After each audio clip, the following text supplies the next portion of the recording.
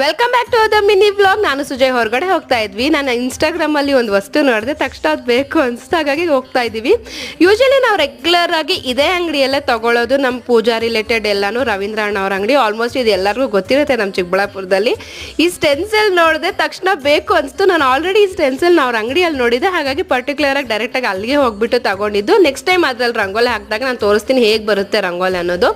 ಅಲ್ಲೇ ನನಗಿದು ಭತ್ತದ ತೆನೆ ಅಂತಾರ ತೋರಣ ಥರ ನಂಗೆ ಅಷ್ಟು ಐಡಿಯಾ ಇಲ್ಲ, ಇದು ನನ್ಗೆ ಕಾಣಿಸ್ತು. ಬಟ್ ಸುಮಾರು ದಿನದಿಂದ ನಂಗೆ ಇದು ಬೇಕು ಅಂತ ಅನ್ನಿಸ್ತಿತ್ತು, ತಗೊಂಡೆ. ಇದು ಅಲ್ಲೇ ಅವ್ರ ಅಂಗಡಿಯಲ್ಲೇ ಸಿಕ್ಕಿದ್ದು. ನಮ್ಮ ಚಿಕ್ಕಬಳ್ಳಾಪುರ ಅವ್ರು ಯಾರಾದರೂ ಬೇಕಾದ್ರೆ ಅವ್ರ ಅಂಗಡಿಯಲ್ಲಿ ಹೋಗಿ ತಗೊಳ್ಳಿ. ಇದು ಯೂಶಲಿ ಇದು ಏನಂತಂದರೆ ಎಂಥ ಕಡೆ ಸಿಗುತ್ತೆ ಅಂದರೆ ಈ ಆರ್ಟ್ಸ್ ಆ್ಯಂಡ್ ಕ್ರಾಫ್ಟ್ಸ್ ಎಲ್ಲ ಸಿಗುತ್ತೆ ಅಲ್ವಾ, ಅಂತ ಎಕ್ಸಿಬಿಷನ್ಸ್ ಎಲ್ಲ ಇಟ್ಟಿರ್ತಾರೆ.